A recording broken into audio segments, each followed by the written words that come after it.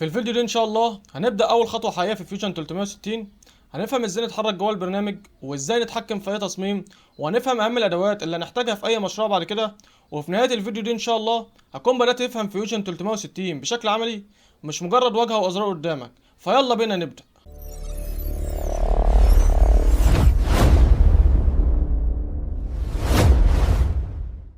السلام عليكم ورحمة الله وبركاته. ازيكم يا جماعة؟ عاملين ايه؟ يا رب تكونوا بخير. الفيديو اللي فات عرفنا فيوجن 360 ونزلنا البرنامج وفتحناه مع بعض، فلو انت ما شفتش الفيديو اللي فات ارجع شوفه علشان ما يفوتكش اي حاجة. والنهاردة ان شاء الله هنبدأ نشتغل على البرنامج. فتحنا البرنامج، فتعالوا نتعرف على واجهة البرنامج واحدة واحدة. اول حاجة المنطقة اللي احنا فيها ديت اللي هي ديزاين. فاحنا عندنا هنا ديزاين وعندنا ريندر وعندنا انيميشن وعندنا سيميوليشن. كل اللي ينفع اعمله البروجكت بتاعه. عندنا جزء الكترونكس لو انت عاوز تعمل بي سي بي او اي حاجة زي كده. عندنا برضو جزء السوليد والسيرفيس ومش وكل التولز دلوقتي ان شاء الله نتعرف عليها واحده واحده. عندنا هنا برضو الجزء بتاع المشاريع اللي انا فتحتها قبل كده، او اي مشروع انا اشتغلت عليه قبل كده، او اي مشروع جايبه من بره، او اي حاجه من الحاجات دي مثلا. فعندنا هنا جزء مايرسين 3 ديت اخر حاجه انا فتحتها. فخلينا مثلا اخر حاجه انا فتحتها ده هنا التراسونيك، مثلا التراسونيك سنسور. هنا جزء بتاع جير بوكس، بتاع جير يعني. تمام. وعندنا هنا برضو جزء بتاع ادمن بروجكت. ده المشاريع انا اشتغلت عليها قبل كده. اي مشروع انا اشتغلت عليه بيتسجل هنا. طب هنا الجزء بتاع كومبوننت. ده فولدر انا اللي عامله. بضغط نيو بروجكت واعمل اي فولدر انا مسميه مثلا كومبوننت. هنا فولدر اسمه صقر، هنا فولدر اسمه مو صقر. فانا هنا عامل فولدر اسمه كومبوننت. فولدر كومبوننت ده هتلاقي فيه عندي فيه موتورز، عندي فيه اس بي 32، عندي فيه اردوينو، عندي فيه بطاريات، عندي فيه اي سنسور انا ممكن احتاجه. فانا ليه عامل حاجه زي كده؟ انا النهارده حبيت اعمل بروجكت عربيه كرسي ايا كان. فالبروجكت ده ممكن يكون فيه سنسور مثلا التراسونيك، فيه اردوينو، فيه بطاريه، في اي حاجه من الحاجات دي. فالنهارده عشان اصمم التصميم بتاعي يطلع صح، ما نفذش وبعد كده يكون في عندي غلطات او اي حاجه، فانا بجيب المقاسات بتاعتها. فانا بجيب المقاسات بتاعتها عشان انفذها صح. طب انا ممكن اجيب المقاس ده، والمقاس ده مثلا انا اخد مثلا مقاس غلط، او يطلع اصلا المقاس انا جايبه غلط من على النت مثلا، فرحت جبت المقاس غلط مثلا عشان الاردوينو لسه حالا مش معايا. فانا لما بعمل كل ده فانا بروح اجيب حد كان مصمم مثلا الاردوينو او التراسونيك او ايا كان من الكومبوننت ديت، باخدها على طول، ويكون حد مصممها قبلي بمقاسات صح، بكل حاجه صح. بدل ما انا ابدا اصمم من الاول حاجه زي كده برضو ممكن تطلع المقاسات بتاعتي غلط. لا، هنا ده بيكون متصمم صح وكل حاجه صح، وباخدها على طول احطها في المشروع بتاعي. فبتكون حاجه جاهزه وبتسهل عليا خالص يعني. ده الجزء بتاعنا. وينفع برضه افتحه عادي خالص زيه زي اي مشروع. يعني مثلا انا اقدر افتح مثلا اي حاجه. خلينا نجيب مثلا اي حاجه هتظهر قدامنا التراسونيك مثلا اهو. اظن كلنا عارفين الالتراسونيك.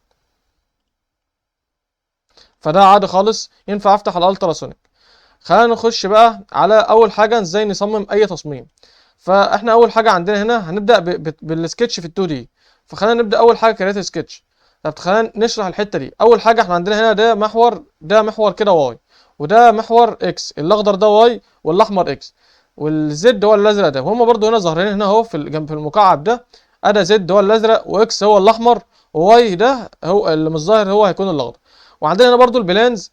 عندنا ده اول بلان عندنا ده اللي هو اللي انا واقف عليه بالماوس ده اكس واي. وعندنا ده اكس زد وده واي زد. فاحنا هناخد اول سكتش عندنا يفضل بيكون بنرسم على اكس واي.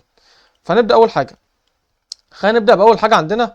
لو انا عاوز اعمل لاين ادا لاين بنرسم لاين عادي خالص، والمقاس بتاعه بيكون موجود هنا كده. لو انا عاوز اشوف مقاسه بضغط هنا كده، بجيب الدايمنشن بتاعته. فانا بضغط عليه، عاوز مثلا اي حاجه 50 مثلا، اي حاجه. كل الحاجات ديت متاحه. تمام. بس احنا عندنا في اللاين ده ممكن اللاين ده كده ظاهر سوليد. هو ظاهر سوليد اهو. فانا دلوقتي لو عاوز احوله مثلا يكون داش، فعشان احوله داش بقى ممكن اقف عليه كده واضغط هنا كده يتحول داش. اه بص كده اتحول داش. طب لو انا مش عاوزه مثلا، لو انا خلاص لو انا عايز ارجعه تاني هضغط هنا. طب انا ممكن عندي شورت كات على طول، بدل ما اروح اضغط هنا عندي مثلا اقف عليه كده واضغط اكس، فبرضه اتحول داش. ده الشورت كات بتاعه. تمام. خلينا برضه نخش على الجزء اللي بعده بعد اللاين. عندنا هنا ميدتون لاين. فانا هنا بقف هنا كده في اي مكان، ويعمل من على في سيمتري حوالين النقطه اللي انا بقف عندها. ده اللاين التاني. عندنا برضو هنا جزء بتاع ريكتانجل. خلينا بقى نبدا بالريكتانجل. الريكتانجل ده عندنا كذا نوع منه. ريكتانجل عادي خالص، ده كده ريكتانجل. فانا ريكتانجل ينفع اعمل اي حاجه انا عاوزها، والمقاسات بتقف جنبها. انا مثلا هنا، خلينا نوضح الجزء ده. انا اول حاجه الريكتانجل. الريكتانجل هنا دلوقتي اهو، انا عندي مقاسين بيتحركوا معايا. فعندي اول مقاس تحت اللي هو 105 110 زاير، ده انا ممكن اكتب اي حاجه 100 مثلا. فكده العرض بتاعه 100. عاوزين بقى الارتفاع بتاعه ده، فالارتفاع ده هيكون كام؟ اهو. انا ممكن بضغط على تاب واغير في المقاس التاني. تاب هي اللي بتبدل بين ده وده. اعمل مثلا 60، اي حاجه. فكده بقى اهو بقى مستطيل معايا. ماشي. اهم حاجه في اي سكتش لازم اعمله عشان ما يبصش معايا، لازم بعد ما اخلص يكون طالع معايا الحواف ديت كده باللون الابيض ده. يعني مثلا اوريكم حاجه مثلا هنا كده، لو انا حولت طالع معايا ازرق، الحواف زرق. طب ايه المشكله في كده؟ انا هنا مثلا لو وقفت على ده وجيت اشد كده مفيش حاجه بتحصل. طب لو انا وقفت على ده وجيت اشد، بص بيكبر معايا، فممكن يبوظ معايا وانا بعمل اي حاجه، ايدي جت عليه غلط، اي حاجه من الحاجات دي. طب انا بثبته ازاي؟ بالدايمنشن. اقف هنا كده واعمل الدايمنشن بتاعه 30 مثلا، اي حاجه. 30. وده هنا اهو كده الدايمنشن تمام. وباخده بقى لنقطه معينه، يعني بثبته بنقطه زي مثلا نقطه الاوريجن مثلا. اخد مثلا المسافه من هنا كده لنقطه الاوريجن، بدأ يبيض اهو.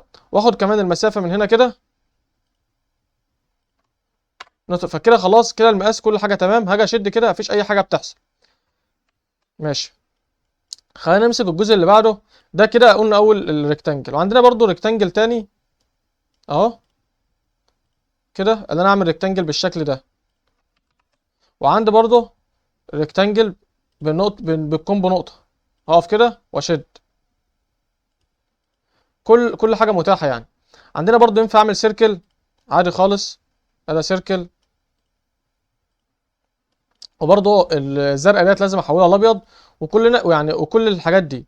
فخلينا مثلا اول حاجه نبدا بيها بقى. احنا بدل يعني كل السكتشات ديت احنا ينفع نعملها. خلينا نبدا اول حاجه. دلوقتي انا عاوز احول ده كده بالنسبه لي انا مش شايف حاجه، ده حاجه 2 دي، انا عاوز احوله لحاجه في ال 3 دي. فانا بضغط اول حاجه هنا على فينش. عندي هنا ينفع اضغط على فينش سكتش هنا، او فوق فينش سكتش هنا كده. فاضغط على اي حاجه. تمام. واحوله بقى بعد كده ل 3 دي. بعمل اكسترود، اقف عليه واعمل اكسترود، واعمل الارتفاع اللي انا عاوزه لفوق او لتحت كده. طب انا ينفع امشي وينفع يعني كده انا ماشي في اتجاه واحد. لو انا عاوز امشي في الاتجاهين فبعمل هنا بدل 1 سايد بعمل 2 سايد. امشي كده لفوق وامشي لتحت. طب لو انا عاوز اعمل سيمتري بقى، ينفع اعمل سيمتري من ناحيتين. هقف هنا واعمل سيمتري. فانا الطريق اللي همشيه في ناحيه بيكون زيه في الناحيه التانيه. ده كده اول حاجه عندنا. ماشي. طب لو انا مثلا عاوز اعمل فيه اي حاجه، مثلا عاوز اعمل فيه هول او اعمل اي حاجه، فبروح اعمل على طول. انا عاوز اعمل الهول فانا هعملها فوق هنا كده وتنزل لما لتحت. فخلينا مثلا نعمل كريت سكتش ونقف هنا كده ونجيب الدايره اللي احنا كنا جربناها. هنجي هنا سيركل. ماشي. طب انا دلوقتي انا عاوز اجيب النقطه. هو اصلا قال لي هنا اهو بليس سنتر بوينت، يعني نقطه السنتر. طب لو انا مش عارف اوصل لنقطه السنتر، هاجي هنا كده عادي واعمل كده، واجي هنا كده واعمل برضو كده. فكده دلوقتي هي دي كده نقطه اللي هي السنتر يعني. واحول ده لداش وده لداش عادي خالص عشان ما يظهروش معايا في السكتش. واعمل هنا كده واعمل هول اهو. كده بقت سيركل معايا. طب دلوقتي هي زرقاء، يعني لو كبرت هتكبر كده؟ لا، يبقى لازم انا اثبتها، اعمل لها فيكس. فانا مثلا اخد من هنا كده ثانيه كده خلاص ابيضت معايا. الوقت بقى، طب انا الوقت انا عاوز اعمل هول، فانا لازم اروح اخش في ال 3 دي. فانا اعمل على طول فينيش سكتش واعمل الهول اللي انا عاوزه.